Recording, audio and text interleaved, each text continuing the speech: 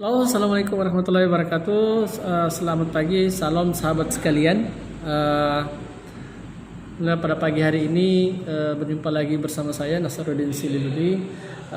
Kita mencoba membedah sesuatu topik yang masih sangat hangat sekali di telinga kita, yaitu terkait dengan pemecatan Evi Novita Ginting dari Komisi Pemilihan Umum Republik Indonesia. Nah, pada sekitar pertengahan Maret lalu tahun 2020, publik dihebohkan mengetahui Eva Novita Ginting dipecat dari jabatan sebagai Komisi Pemilihan Umum Republik Indonesia oleh Dewan Kehormatan Penyelenggara Pemilu. Nah, Evi dipecat lantaran dinilai melanggar kode etik. Namun pada Senin tanggal 24 bulan Agustus 2020, Evi ditetapkan kembali sebagai Komisioner KPU RI. Hal ini kemudian menarik banyak perbincangan, terutama di grup WA, di teman-teman sebagai penyelenggara pemilu, bahkan pegiat demokrasi khususnya, bahkan teman-teman aktivis dan akademisi mempertanyakan terkait dengan persoalan itu. Nah, pada kesempatan yang berbahagia ini saya ingin membuat tulisan atau opini lah begitu terkait dengan tema yang cukup menarik, yaitu DKPP dan ancaman resesi pengadilan etik di Indonesia. Nah, sahabat-sahabat sekalian, hal yang kemudian membuat saya tertarik untuk menulis opini dan perbincangan kita kali ini adalah terkait dengan pernyataan Ketua Dewan Kehormatan Penyelenggara Pemilu Profesor Muhammad. Dia kemudian menegaskan bahwa pihaknya tidak akan mengakui Evi Novita Ginting sebagai komisioner Komisi Pemilihan Umum Republik Indonesia, sebab keputusan Presiden tidak ada yang mengatakan bahwa merehabilitasi dan mengangkat kembali Evi Novita Ginting sebagai Komisioner KPU Republik Indonesia. Nah, di sini kemudian menimbulkan problematika baru dalam memahami putusan DKP yang bersifat final dan mengikat. Nah, sahabat-sahabat sekalian, kemudian muncul di benak saya sendiri dan beberapa perdebatan saya di teman-teman di grup WA, khususnya terkait dengan membahas masalah terkait dengan pemecatan saudara Eva dan kemudian diangkat kembali menjadi anggota KPU Republik Indonesia.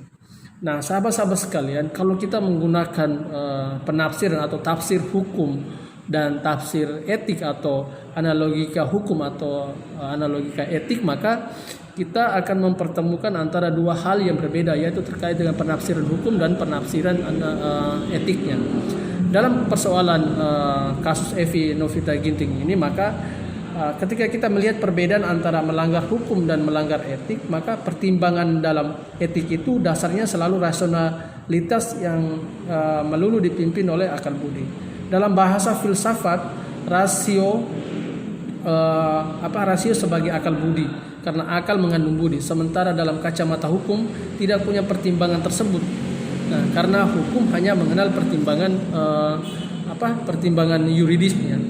Dalam pengujian hukum yang terutama adalah bagaimana kita melihat bahwa yang dilakukan adalah legal. Sedangkan dalam pengujian etika yang dilihat adalah bagaimana tindakan seseorang itu melanggar etik atau tidak. Apakah dia perbuatan dan tindakannya itu secara etis atau tidak, secara bermoral atau tidak begitu. Nah, sementara yang dilakukan oleh DKPP sebagai lembaga etik dalam kasus Evi Novita Ginting ini adalah pengujian sebagaimana anggota KPU atau lembaga KPU melakukan tindakan yang hukumnya. Nah, kalau kita membaca pada putusan-putusan DKPP terkait dengan pemecatan Evi Novita Ginting ini, maka kita menemukan banyak putusan tersebut merupakan putusan yang berkaitan dengan masalah putusan hukum, bukan putusan etik.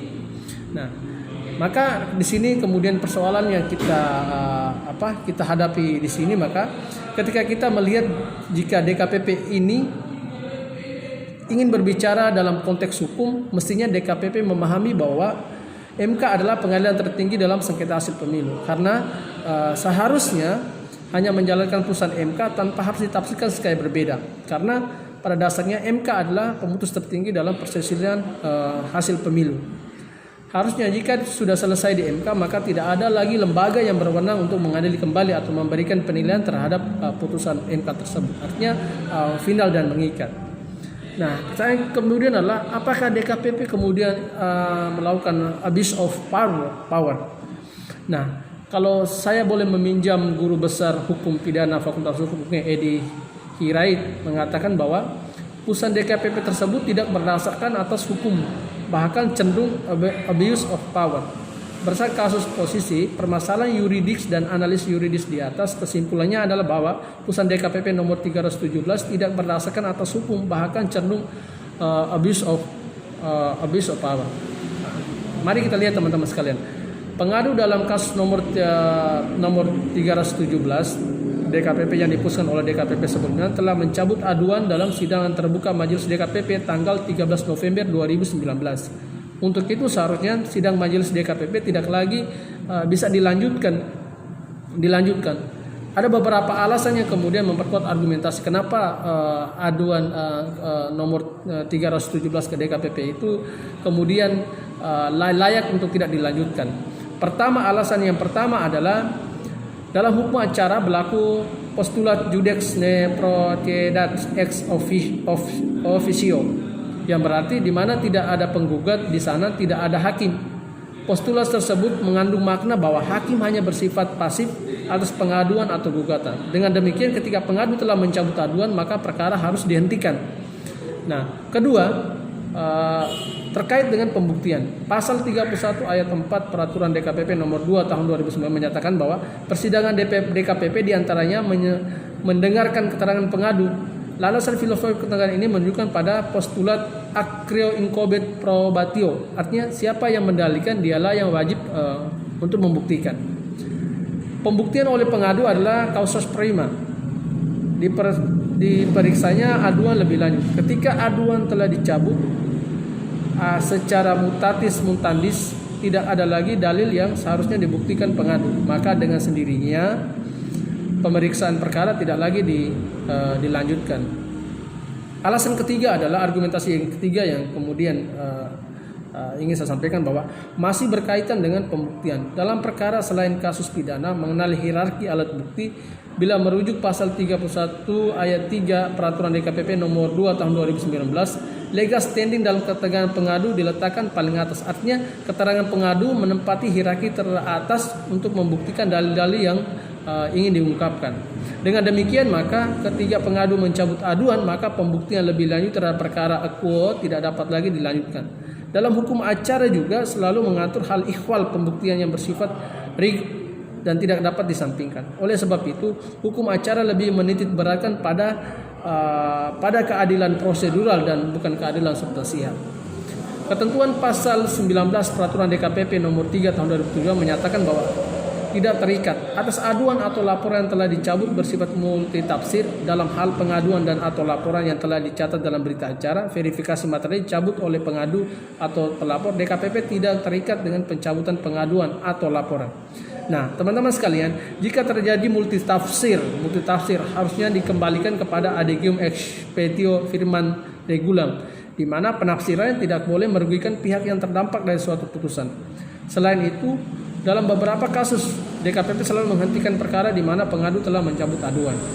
Dalam pasal 19 Peraturan DKPP ini bertentangan dengan pasal 31 ayat 3 Peraturan DKPP nomor 2 tahun 2019 yang mana pengadu harus membuktikan dalil-dalil dalam aduannya. Karena itu bila merujuk postulat lex posterior derogat legi priori, yang berarti bahwa aturan baru mengesampingkan aturan yang terdahulu. Jika pengadu telah mencabut aduan, maka perkara tidak diteruskan karena berkaitan dengan pembuktian sebagaimana yang tercantum dalam aturan yang baru itu. Nah, teman-teman sekalian, pengaduan selalu dilandaskan pada kerugian yang timbul pada pengadu. Jika pengadu telah mencabut aduan, maka kerugian tersebut dianggap tidak pernah telah ada. Oleh sebab itu, pembuktian terkait dengan kerugian terbukti tidak perlu lagi dilanjutkan. Dengan kata lain, persidangan terhadap perkara aqua haruslah dihentikan. Nah, teman-teman sekalian, ketika kita merujuk pada putusan Mahkamah Konstitusi, persoalan ini muncul dari putusan MK. Karena itu persoalan Evi Novita Ginting ini kan sebenarnya persoalan putusan Mahkamah Konstitusi pada Pileg 2019 kemarin. Nah, karena itu harusnya menjadi permasalahan bersama yang didiskusi serta diselesaikan oleh semua pihak dalam electoral justice system. Tidak adil apabila hanya KPU yang dibebani kewajiban untuk menafsirkan putusan MK yang dianggap dapat multitafsir tersebut. Jika suatu putusan Mahkamah Konstitusi hanya menambah suara salah seorang calon sesuai permohonan tanpa mengurangi suara calon lain, maka hitung-hitungannya tidak akan balance, dan hal inilah yang menjadi permasalahan. Nah, sahabat, sementara terkait dengan sanksi yang dijatuhkan oleh Evi Novida Ginting, putusan KPU merupakan putusan lembaga yang bersifat kolektif kolegial. Artinya bukan putusan Evi seorang diri. Untuk itu tidak tepat jika dipandang hanya Evi yang berperan dalam harus mendapatkan sanksi yang paling berat. Putusan DKPP seolah telah menyalahkan langkah yang diambil oleh putusan DKPP seolah telah menyalahkan langkah yang diambil KPU dalam menindaklanjuti putusan Mahkamah Konstitusi. Sementara tindak lanjut terhadap putusan MK tersebut merupakan langkah yang dilakukan lembaga, bukan individu. Untuk itu seharusnya DKPP dalam memeriksa pelanggaran kode etik penyelenggara pemilu harusnya pada perilaku individu dalam melaksanakan terhadap pemilu, bukan terhadap hal putusan KPU secara kelembagaan. Nah, teman-teman sahabat-sahabat sekalian, sehingga hal tersebut bukanlah kewenangan DKPP dan tidak dapat dijadikan sebagai objek dalam aduan DKPP. Dalam kasus ini sekaligus menunjukkan bahwa terdapat permasalahan electoral justice system di Indonesia, bahwa keputusan lembaga yang diambil secara kolektif kolegial harusnya tidak bisa dijadikan objek perkara dalam sidang majelis DKPP dalam persoalan masalah etik dan moralnya.